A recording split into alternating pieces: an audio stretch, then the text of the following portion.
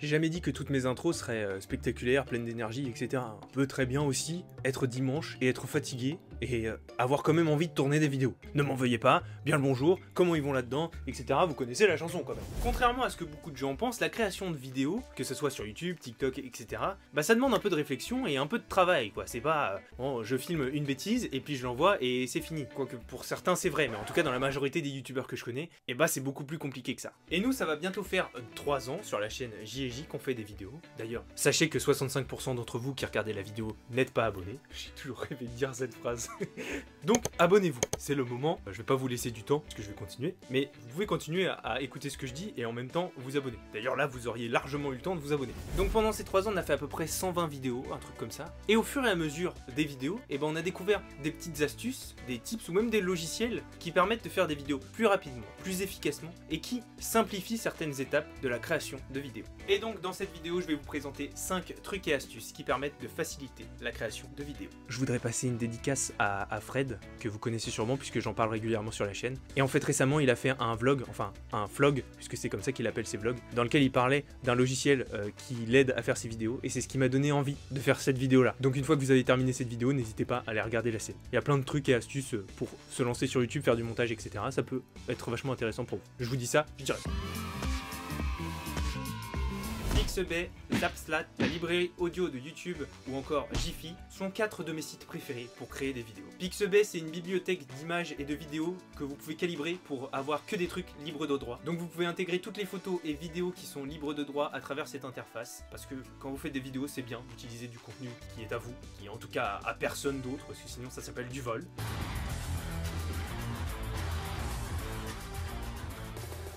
Ici, et je redis pas le nom parce qu'il est super chiant à dire et que ça fait déjà 8 fois que j'y arrive pas. Zapsplat, Zapsplat,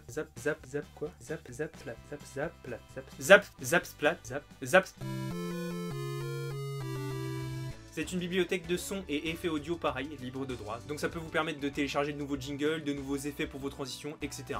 La librairie audio de YouTube, donc un outil qui est offert aux gens qui font des vidéos sur YouTube. Donc grâce à ça, vous pouvez par exemple animer le fond de vos vidéos. Par exemple, la musique que vous entendez en fond en ce moment, elle vient de la bibliothèque de YouTube. Vous pouvez également télécharger de la musique pour enregistrer vos voix par-dessus et du coup faire un son pour vous entraîner par exemple. Voilà, donc c'est un outil assez complet et il y a beaucoup de styles différents et beaucoup de choses différentes. Et là, vous êtes sûr que c'est certifié par YouTube, c'est libre de droit et le robot ne va pas vous dire que votre vidéo est interdite en Syrie par exemple. Et enfin Giphy, qui n'est pas le centre commercial, puisque sinon il ne tiendrait pas dans cet encart, qui est une bibliothèque de GIF tout simplement. Moi je dis GIF, voilà, je sais pas pour vous, mais moi je dis GIF en tout cas. Et vous pouvez râler dans les commentaires, je ne changerai pas d'avis, je préfère GIF, je trouve ça plus beau. Et donc en quelques clics, en quelques mots-clés, vous pouvez trouver pas mal de GIFs qui sont utiles pour rajouter un gag, rajouter un peu d'humour. Voilà, il y a beaucoup d'autres sites comme ça, mais moi principalement c'est eux que j'utilise. Pourquoi? Peut-être parce que c'est les premiers que j'ai trouvés, ou alors parce que je me sens un peu à l'aise dessus vu que maintenant je les connais. Donc pour une seule astuce, je vous donne 4 adresses, 4 sites, c'est cadeau, c'est pour moi. Enchaînez la suite de la vidéo. Je vous en ai déjà parlé dans une vidéo dédiée, mais moi j'utilise le logiciel TimeBolt qui permet d'analyser vos rushs donc de caméra ou de rush audio pour supprimer l'intégralité des moments où il y a des silences. Et donc vous vous doutez bien que quand je fais une vidéo face cam, les moments où je suis ne sont pas très utiles à la vidéo et ne sont pas très utiles à la compréhension. En tout cas, c'est pas ça que vous venez chercher dans une vidéo où quelqu'un parle en face cam. Et donc TimeBolt se charge automatiquement de supprimer tous ces blancs. Et donc ça me permet de récupérer un rush déjà pré-coupé avec seulement les endroits où je parle. Et donc il n'y a plus qu'à faire le tri entre les moments un peu ratés, les moments où j'arrive pas au bout des phrases et ne garder que ce qui est intéressant. Ça fait gagner vraiment beaucoup de temps au niveau du montage. Et si vous voulez plus de détails, je vous invite à aller voir la vidéo dédiée sur TimeBolt où là je fais carrément une démo avec le logiciel Final Cut Pro. Il y a même des commentaires du créateur de TimeBolt dans les commentaires de ma vidéo qui répond à des questions. Donc n'hésitez pas, c'est de la folie. Et je dis pas ça parce que c'est moi qui ai fait la vidéo, hein.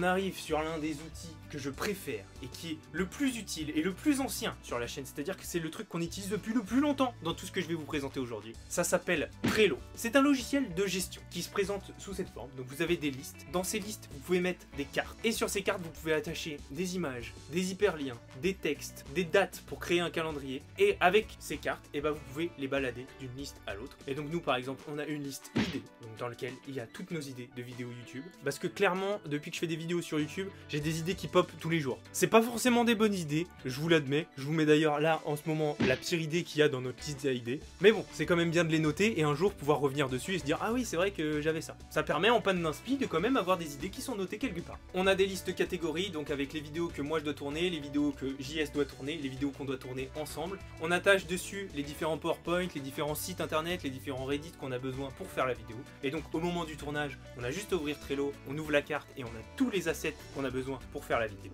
On peut aussi y coller la miniature, la future description, la date de sortie, et comme ça nous crée automatiquement un planning avec toutes les vidéos qui sortent et à quel moment elles sortent, ce qui a été très utile pendant le mois de novembre, puisque je vous rappelle, on a fait une vidéo par jour, et c'était un enfer de se rappeler à quel moment sort quelle vidéo, puisque sur YouTube, tu n'as pas de calendrier sous forme de calendrier pour te dire quand est-ce que ta vidéo sort. T'as juste des dates, alors que là on avait vraiment notre calendrier avec chaque carte et chaque vidéo qui allait sortir. Et en plus de tout ça, Trello est une application que tu peux partager, donc mon frère et moi on partage un tableau Trello, et donc il peut interagir sur les cartes du tableau, je peux interagir sur les cartes du tableau, et donc quand on avance un montage, et bah on peut passer la carte de montage à fini par exemple, ou ajouter sur ces 10 cartes des trucs qu'on aurait besoin pour faire le montage. Par exemple, quand je monte les vidéos l'histoire des grands sports, et bah vu que moi je m'y connais pas trop en grand sport, et bah JS vient venir accrocher sur les cartes du Trello toutes les images que je vais avoir besoin pour le montage, et ça m'évite d'aller chercher moi-même. Donc c'est un super outil collaboratif de gestion, et donc nous on s'en sert pour les vidéos YouTube, et c'est vraiment très bien.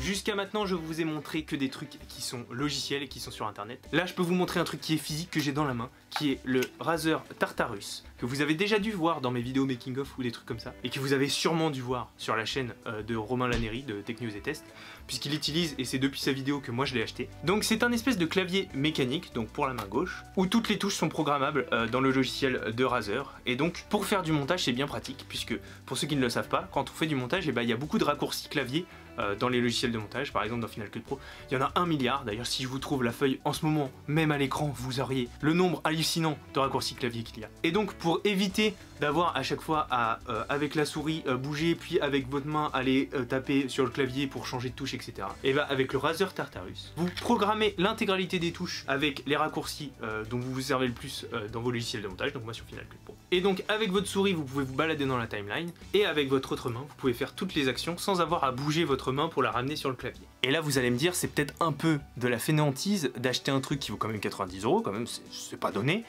juste pour éviter de bouger sa main. Alors de la fainéantise, oui et non. Déjà, c'est plus simple, donc oui, c'est un peu de la fainéantise, parce que ça te permet de pas trop bouger. Mais c'est aussi beaucoup plus ergonomique pour le bras, le dos et l'épaule. Rester dans une position de type comme ça sur un ordi portable et d'avoir à bouger le coude, c'est très mauvais pour les épaules et pour le dos. Amixem pourra en témoigner puisqu'il a dit dans plusieurs vidéos qu'il avait des problèmes de dos à cause du fait qu'il faisait du montage sur son ordi. Et donc le Razer Tartarus, ça vous permet d'avoir une meilleure posture, les épaules qui ne bougent pas trop, etc. Ça vous permet de soigner votre dos. Alors est-ce que c'est de la fainéantise ou de la prévention santé? À vous d'en juger dans les commentaires.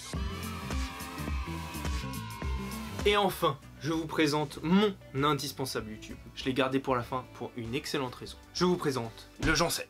Voilà. Malgré des airs de premier de la classe avec sa chevelure dorée et ses lunettes de mathématicien, c'est un être d'exception qui vous permettra d'égayer vos journées et qui vous permettra pendant un tournage de rigoler bien plus que si vous n'aviez été tout le temps tout seul, qui a un aspect critique sur les montages, qui a de nouvelles idées pour le développement de la chaîne, par exemple la nouvelle bannière et la nouvelle photo, il a eu les idées des tenues qu'on a portées et des poses qu'on a fait. Bon, les inconvénients c'est qu'il faut le nourrir, le loger et le blanchir, certes, mais bon, ça vous donnera tellement de gaieté dans vos vies que finalement vous ne verrez pas ça comme une corvée. Et puis, même s'il faut lui demander 5 fois avant qu'il passe la tondeuse ou une sorte la poubelle, c'est un prix à payer pour avoir un peu de gaieté et d'humour dans son cœur. Et pour recevoir des audios à minuit et demi de type